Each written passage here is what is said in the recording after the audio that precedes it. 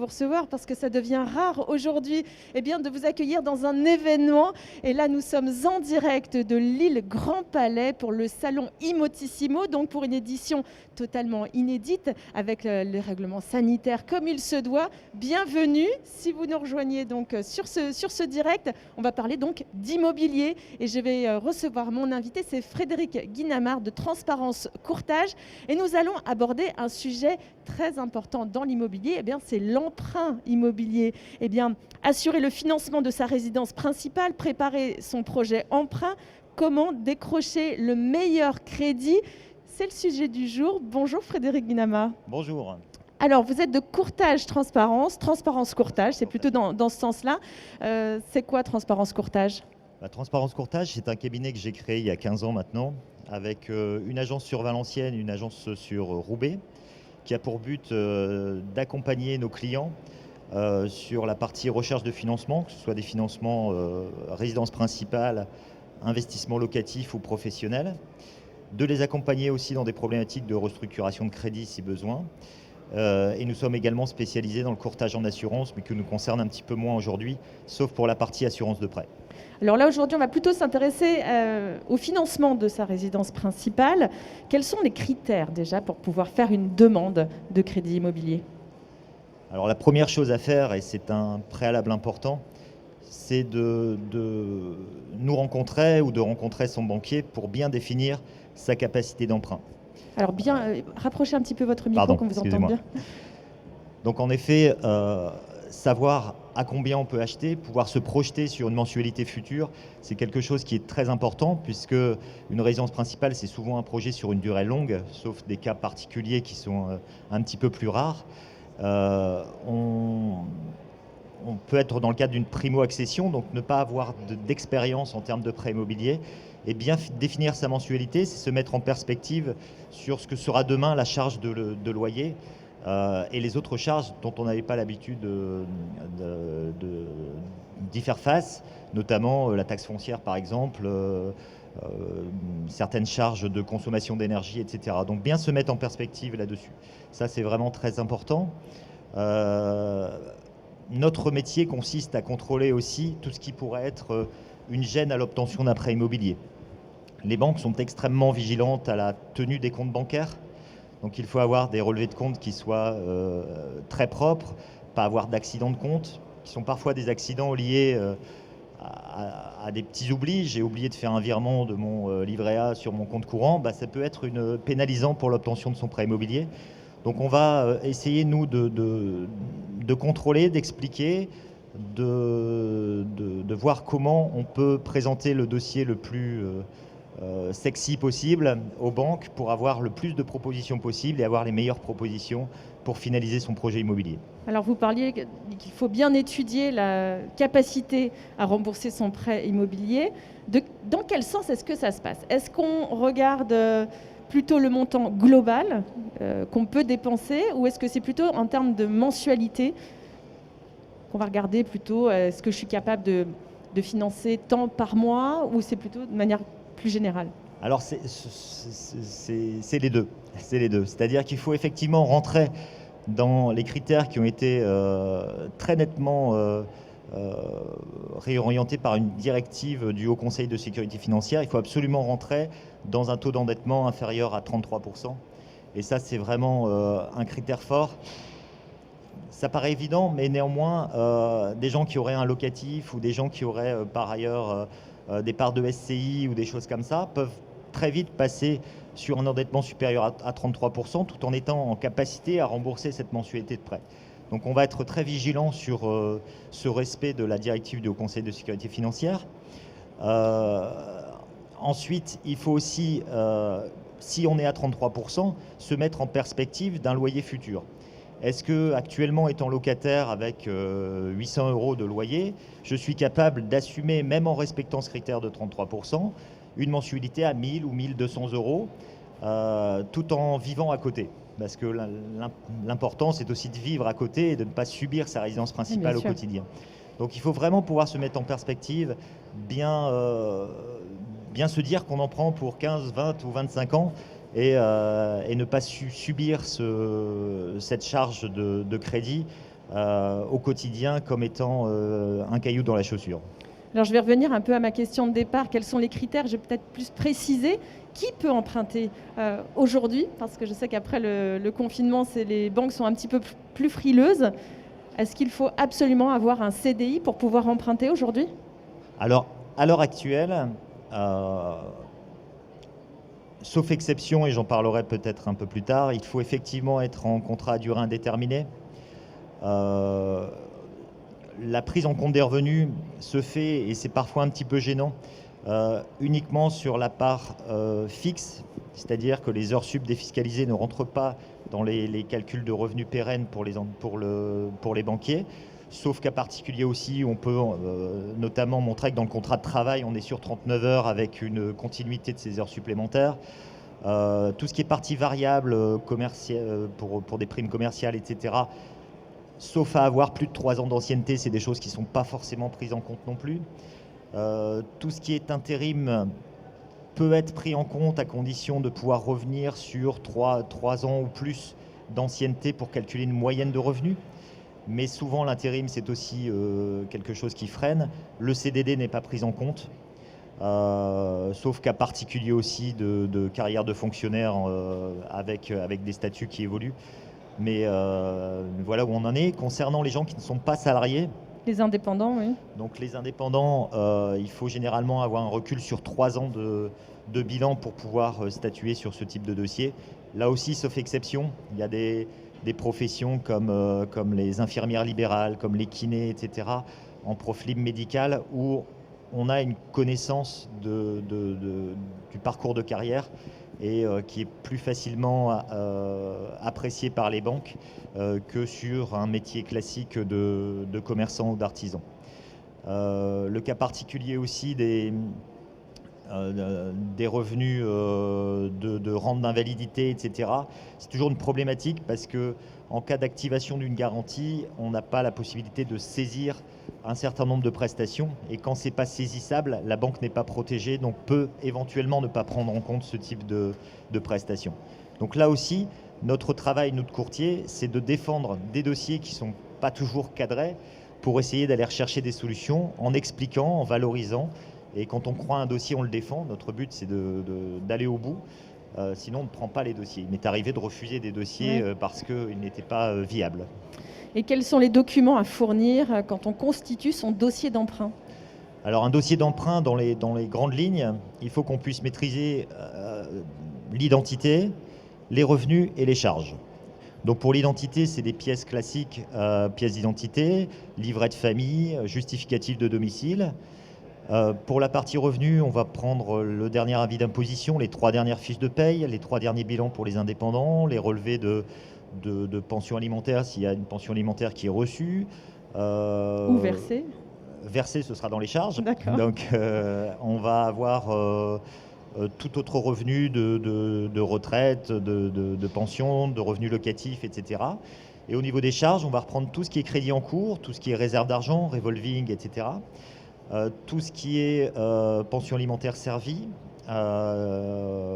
tout ce qui peut être les charges obligatoires. Les frais fixes, et définies. C'est pas les charges courantes, hein, j'ai pas besoin d'avoir des frais fixes, le ticket de caisse de Auchan, c'est vraiment ce qui est fixe et réglementé. C'est-à-dire que si je décide de mon propre chef de donner 100 € par mois à ma fille sans qu'il y ait une décision de justice, ce ne sera pas considéré comme une charge, puisque ça a beau être récurrent sur mes relevés de compte, je peux l'arrêter quand je le souhaite. Vous voulez.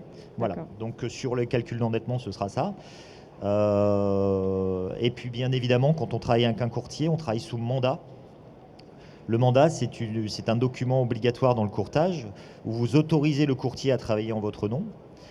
Sur lequel vous lui certifiez que l'ensemble des documents que vous lui fournissez ne sont pas des faux. Hein. Il faut qu'on travaille sur des documents qui sont de vrais exemplaires, et sur lequel il va définir son mode de rémunération. D'accord, donc on en est là. On va parler maintenant des taux actuellement, qui sont toujours assez bas, visiblement, depuis maintenant 2018, fin 2018. Et est-ce que justement, ça n'est pas bénéfique pour faire l'emprunt? Dans le sens Alors, où est-ce que les banques restent frileuses malgré des taux encore historiquement bas Alors les taux en restent, septembre 2020. les taux restent effectivement extrêmement bas. Cela dit, l'immobilier, l'acquisition immobilière, elle dépend effectivement du taux, mais elle dépend aussi du prix d'acquisition. Donc on a beau avoir des taux bas, si le marché de l'immobilier est très haut, c'est pas pour cela qu'on aura une mensualité qui sera plus basse. Par contre, c'est vrai que les taux bas ont permis sur un marché, sur certains secteurs du Nord-Pas-de-Calais qui étaient plutôt atones, d'avoir une capacité d'emprunt supplémentaire par rapport à ça. Après, des taux bas ne signifie pas qu'on a des dossiers qui sont acceptés plus facilement. C'est un petit peu plus compliqué en ce moment. Ouais. On a notamment le besoin pour les banques de sécuriser leurs emprunts. Je vais essayer de ne pas être trop complexe, mais d'avoir en face de ce qu'ils prêtent les réserves suffisantes pour pouvoir sécuriser leurs emprunts. De ce fait, il est devenu quasi impossible d'emprunter sur plus de 25 ans, ce qui était le cas il y a quelques années. Donc 25 ans, ce sera la durée maximale. Il est de plus en plus compliqué d'emprunter sans apport. Il y a encore quelques possibilités, mais il faut de plus en plus essayer d'avoir de l'apport sur son dossier de prêt immobilier. Donc apport des frais de notaire, des frais de garantie, des frais de dossier. Ça s'édurcit un petit peu. Après, vous me parliez de taux. Le taux nominal est une chose. Il ne faut pas oublier que dans un prêt immobilier, il y a également l'assurance de prêt. Sur l'assurance de prêt, il y a de très grosses différences en coût total d'assurance à prestations égales qui demandent à être étudiées aussi de façon très précise. Et ça, vous le négociez auprès d'une banque quand vous défendez un dossier d'un client. Est-ce que les taux d'assurance peuvent se négocier ? Alors, c'est très très complexe. On a plusieurs textes de loi qui sont passés qui autorisent la délégation d'assurance, donc qui autorisent de faire l'assurance à l'extérieur de la banque. Cela dit, dans les faits, on est sur des structures commerciales qui ont la volonté de réaliser leur assurance de prêt. Donc tout ça passe par des négociations, des explications. On a des ratios qui sont incroyables, qui peuvent être de 1 à 4 entre une assurance groupe en banque et une assurance déléguée. Pourquoi ? Simplement parce qu'en délégation d'assurance, on va distinguer le fumeur du non-fumeur, avec un risque moindre pour un non-fumeur. On va travailler sur le risque professionnel. Un couvreur zingueur paiera plus cher qu'une employée de bureau. On va travailler sur l'utilisation de la voiture dans le travail. Un commercial qui fait 60 000 km par an paiera plus cher qu'un sédentaire. On va travailler sur l'âge exact. Donc on n'aura pas un tarif pour les moins de 35 ans et un tarif pour les plus de 35 ans. On va avoir un tarif pour quelqu'un qui a 22 ans et demi et un tarif sur quelqu'un qui a 23 ans qui sera différent. Donc on est vraiment sur une analyse globale de l'assurance, très précise. Oui, c'est très précis quand même. C'est très important. Le souci qu'on rencontre lorsqu'on fait un prêt immobilier, alors moi je suis assez anxiogène pour mes clients, c'est qu'on va parler effectivement de décès, d'invalidité, d'arrêt de travail, de séparation. Sur 20 ans de vie, il peut se passer beaucoup de choses et il faut avoir préparé ces choses. Donc quand on travaille sur l'assurance de prêt, on va expliquer à nos clients ce que ça couvre, ce que ça ne couvre pas, et on va être extrêmement précis là-dessus. Il faut connaître son client, il faut vraiment avoir fait une belle découverte de ce client pour savoir que, mon client fait du pilotage le week-end, est-ce qu'il est couvert par son assurance de prêt ? Mon client fait de la plongée sous-marine, est-ce qu'il est couvert par son assurance de prêt ? La femme de mon client fait des compétitions d'équitation, est-ce qu'elle est couverte par l'assurance de prêt ? Et tout ça, c'est vraiment quelque chose à aborder parce que quand on se retrouve face à une situation où on a une exclusion sur une assurance, on est face à une mensualité à laquelle on ne peut plus faire face et là se passe ce qui ne devait pas se passer. D'accord, donc effectivement, il y a un côté un peu anxiogène, néanmoins nécessaire. Donc vous êtes finalement en train de nous dire qu'il faut absolument être accompagné lorsqu'on fait un emprunt immobilier pour sa résidence principale, parce que c'est le sujet du jour. Donc vous êtes courtier. Oui. Donc c'est votre métier d'accompagner votre clientèle. Et il y a aussi les banques. Alors quels sont les avantages et les risques de chacun ? Chaque client a le choix de faire son parcours de recherche de financement comme il l'entend. les banquiers sont nos partenaires. Donc je ne vais pas dire du mal des banquiers, ce sont eux qui prêtent l'argent. Moi, je n'ai jamais prêté 1 euro à mes clients, donc on respecte énormément les banquiers. L'intérêt du courtier, c'est un gain de temps. C'est lui qui va faire le tour des différentes banques pour aller rechercher le meilleur financement pour vous. Ça vous évite aussi de travailler avec des banques qui sur une période donnée, ne sont pas forcément compétitives parce qu'elles ont réalisé leur objectif, parce qu'elles n'ont plus souhait d'acquérir de nouveaux clients, etc. Ou parce qu'elles ne sont pas profilées pour votre projet. Au niveau de cet accompagnement, donc nous, forcément, on rencontre des interlocuteurs dédiés, donc qui sont des spécialistes. Si vous prenez rendez-vous en banque, peut-être que vous n'aurez pas un spécialiste de l'immobilier qui ne fait que ça. Nous, on travaille avec des cellules spécifiques des banques qui sont dédiées au prêt immobilier. On a des conditions de grille de grossistes, donc on travaille là-dessus. Et surtout, on peut vraiment avoir le temps d'accompagner notre client, de déceler tout, puisqu'on va aller très très loin dans la découverte du client pour éviter un écueil de quelque chose qu'on aurait oublié de dire et qui fait que le dossier est refusé derrière parce qu'on n'a pas été au bout dans cette première approche. Nous, on va vraiment très loin là-dessus. On va travailler sur l'assurance de prêt. Suite à ça, on remet une proposition au client qui décide ou pas de finaliser. Le client est toujours dans le courtage, le décideur final. Aucune obligation. Si un client ne souhaite pas aller plus loin, il n'y a absolument rien à régler au courtier. C'est interdit par la réglementation. Je ne fais pas payer de frais de photocopie, de frais de déplacement, de frais d'analyse, de conseil, etc. C'est interdit par la législation. D'accord, mais justement, combien ça coûte de faire appel à un courtier ? Alors, combien ça coûte ? Je vais être très à l'aise avec ça, parce que chez moi, ça ne coûte rien.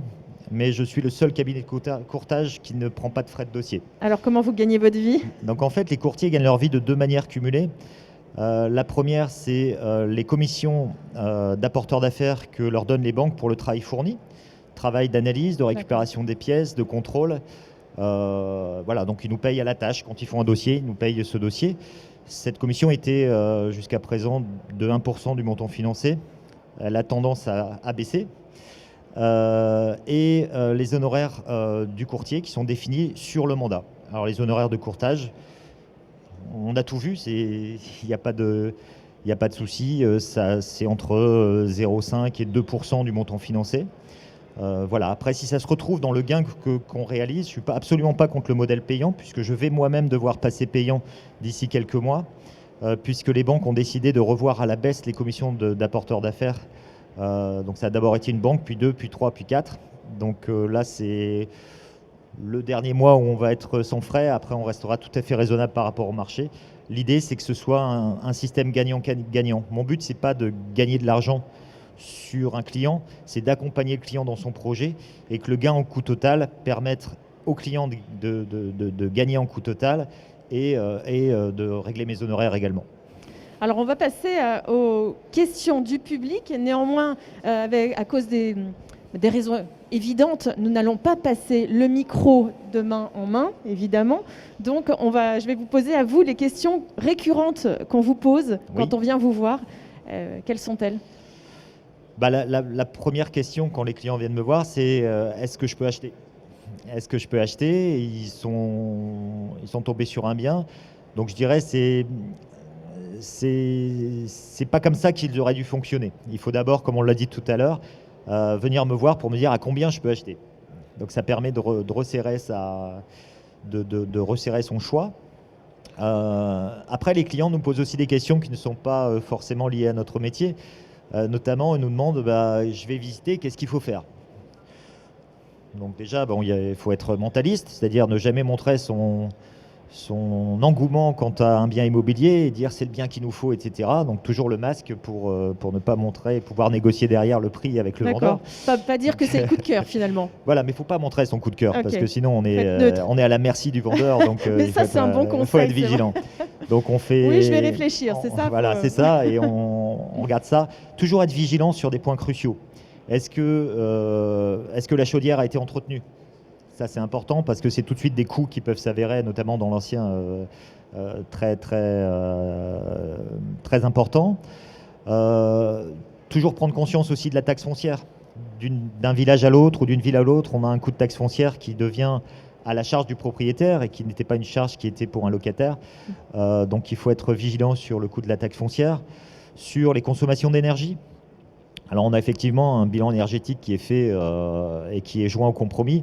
Cela dit, il est peu parlant. Savoir combien les gens ont dépensé en gaz ou en électricité, c'est beaucoup plus parlant. Parce que là aussi, j'ai eu des clients qui ont eu des grosses surprises sur des consommations énergétiques. Voilà. Et ensuite, bien évidemment, vérifier tous les points fondamentaux, toiture, isolation. Et chaque doute qu'on peut avoir, n'hésitez pas à retourner avec un professionnel du bâtiment si vous avez un doute sur quoi que ce soit. J'ai trop de clients qui mettent plus de temps pour acheter une voiture que pour acheter une maison. Ah oui. Tout simplement parce qu'ils ont cette gêne lorsqu'ils sont chez des gens de rester longtemps. On rentre dans l'intimité, hein, surtout si la maison est encore habitée. Donc il faut vraiment prendre le temps. Un prêt immobilier, on en prend pour 20 ans. Donc il faut vraiment être très vigilant sur son choix. Même si à un moment, il faut se décider. C'est très important. Après, ils me le demandent aussi souvent, est-ce que si je signe, je suis pieds et mains liés? Donc la réponse est non. Si vous signez un compromis, vous avez 10 jours pour vous rétracter sans motif, en disant tout compte fait, je me suis emballé, c'est un peu loin de l'école de mes enfants, etc. On fait un recommandé et on sort du compromis sans contrepartie. Et vous avez, suivant les compromis, entre 45 et 60 jours pour trouver un organisme prêteur qui vous dise oui, ou fournir 2 refus de prêt. Si vous fournissez 2 ou 3 refus de prêt suivant les compromis, en fournissant ce document, en temps et en heure, vous n'êtes absolument pas redevable de quoi que ce soit. Donc c'est une condition suspensive qui est indiquée dans le compromis, qui vous permet de vous libérer si vous n'avez pas la capacité de financement. Et dans le compromis, il sera précisé une durée maximum et un taux maximum. C'est-à-dire qu'on ne pourra pas vous dire oui, mais sur 25 ans, vous étiez finançable. Non, dans le compromis, c'était sur une durée maximale de 20 ans et un taux maximal de autant. D'accord. Donc voilà. Vous êtes conseil aussi auprès de vos clients, mais jusqu'au bout alors. Quand vous travaillez sur le prêt immobilier, vous rentrez forcément dans l'intimité de chacun. Et effectivement, on est conseil par expérience. Après, je ne me substituerai jamais à un notaire, je ne me substituerai jamais à un expert comptable, je ne me substituerai jamais à des professionnels de la défiscalisation. Par contre, on a une expérience et on peut orienter nos clients vers tel ou tel spécialiste. On oriente souvent nos clients sur des problématiques de travaux énergétiques vers l'agence départementale d'information sur le logement qui va les aiguiller sur toutes les aides qu'ils peuvent avoir en matière de consommation énergétique, où ils vont être beaucoup plus compétents que moi puisqu'ils font ça au quotidien. On va envoyer sur des problèmes de familles recomposées, on va envoyer chez le notaire pour pouvoir protéger la résidence principale par rapport à des structures familiales qui ont été évoluées. Donc on accompagne nos clients sur... peut-être pas sur des réponses à tout, mais au moins sur des questions à tout. Vous avez un stand ici sur le salon Imotissimo? On est installé effectivement en allée principale, oui, tout à fait. Donc si on a besoin de venir vous voir, on vient ici au salon. Donc n'hésitez pas, je cherche la caméra qui s'est déplacée parce qu'il y a plein de public qui est venu s'installer. Donc si vous avez envie de nous rejoindre ici au salon Imotissimo, eh bien venez, n'oubliez pas votre masque, il y a du gel hydroalcoolique partout et il y a évidemment des distances entre les personnes. Donc n'hésitez pas à venir pour rencontrer Frédéric Guinamard de Transparence Courtage. Merci infiniment. Et alors si vous avez la chance de venir ici au salon de l'immobilier, eh bien dans un instant, je vais recevoir le président de la Fédération des promoteurs immobiliers, Philippe Depasse. Il va nous parler du sujet devenir propriétaire en 2020. Et sinon, on se retrouve en direct sur OEO et on va donc ce sera à 16h avec Alain Roparts. Il nous a préparé une étude très complète sur le marché de l'immobilier dans la région lilloise et ça ce sera en direct à 16h sur OEO. Donc à tout à l'heure. Merci